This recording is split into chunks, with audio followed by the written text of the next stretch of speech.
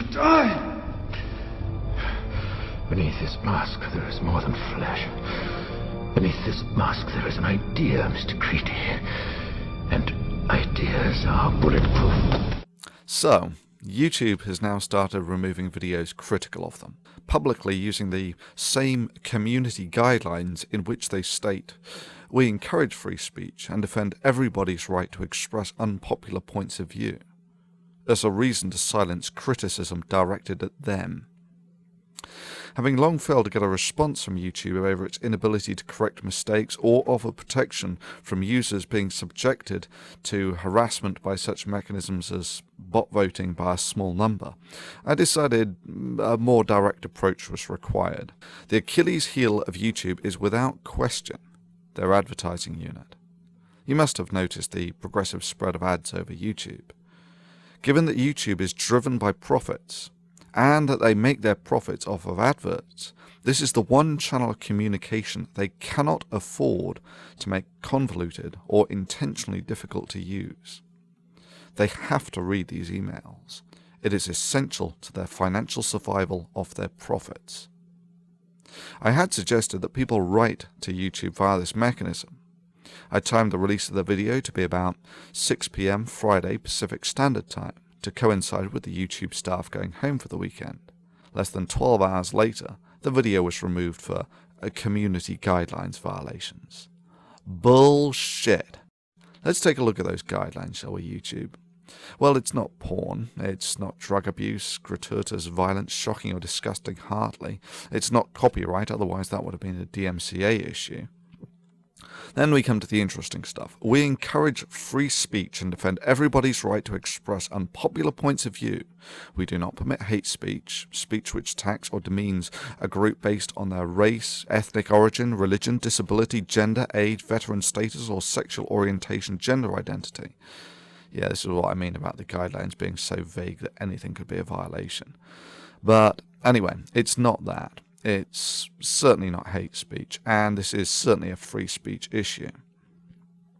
Things like predatory behavior, stalking, threats, harassment, intimidation, invading privacy, revealing others' personal information, and inciting others to commit violent acts or to violate the terms of use are taken very seriously. Anyone caught doing these things may be permanently banned from YouTube. Harassment? Nah, this was encouraging users to voice legitimate concern. Personal information?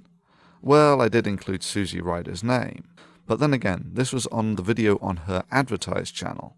I gave away no information that wasn't the first thing that came up when you typed the information on her YouTube advertised video into Google. In any event, it's not personal information.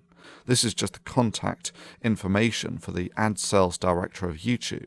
This would be like claiming that asking someone to write to President Hussein at the White House is giving away their personal information. Okay, next. Everybody hates spam. Don't create misleading descriptions, tags, titles, or thumbnails in order to increase your views. Well, it's none of those. It is not okay to post large amounts of untargeted, unwanted, or repetitive content, including comments and private messages. No, no, and no. I did none of these. I did not post large amounts of unwanted or repetitive content, nor is this spam. This was the YouTube community expressing its opinion to YouTube. And yeah, for even suggesting that people commit the crime of letting YouTube know the areas of weakness in their system, they took my video down for violation of community guidelines. I call bullshit on that. This was a communal action targeted at the community organizers. Designed to be effective? Yes, of course. And the fact that YouTube threw their toys out of the pram less than 12 hours after the video was put up shows that it was. Legal? Absolutely. Within the community guidelines? Sure. No. This action would be more akin to a group writing letters to a government about the concerns they have. YouTube's response was the metaphorical equivalent of removing that person's freedom of speech for even suggesting the crime as vile as writing to the government about perceived weaknesses. The hypocrisy is further highlighted in that YouTube had no problems whatsoever when it was being used to organize protests against other organizations. However, when the protest was against YouTube itself, and targeted the obvious Achilles heel of its advertising department, they threw a hissy fit.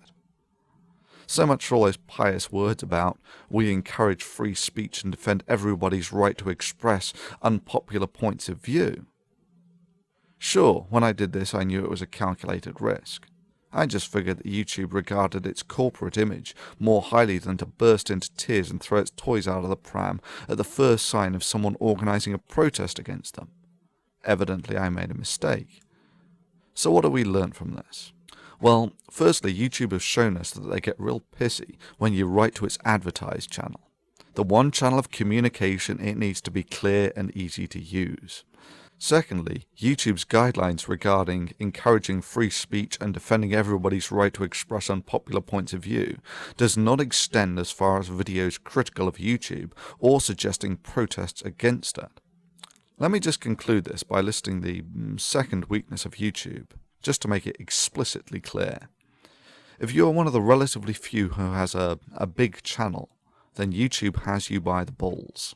You put a lot of work into it and YouTube can shut you down at the flick of a switch.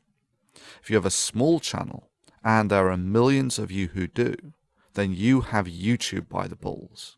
YouTube cannot afford the time to flip millions of switches. In essence, the subscribers and fans are the only real defense of big users against YouTube. In this sense, I thank all those who mirrored the original video. A very good strategy. Further, if you not only download but recode the video, it will not appear as a duplicate and it will not be as easy for YouTube to use automation to remove these videos. Do I have anything to lose by being shut down by YouTube? Of course. If you just take the 30 or so Why Do People Laugh at Creationist videos and take into account the fact that they took about 2 working days on average to make, that's about average. So that's say 2 months work at an average US salary of, let's say, for instance, $40,000 a year. So that's $6,000 to $7,000 worth of work. Do I value the work of this channel? Yeah, sure. I just value free speech more.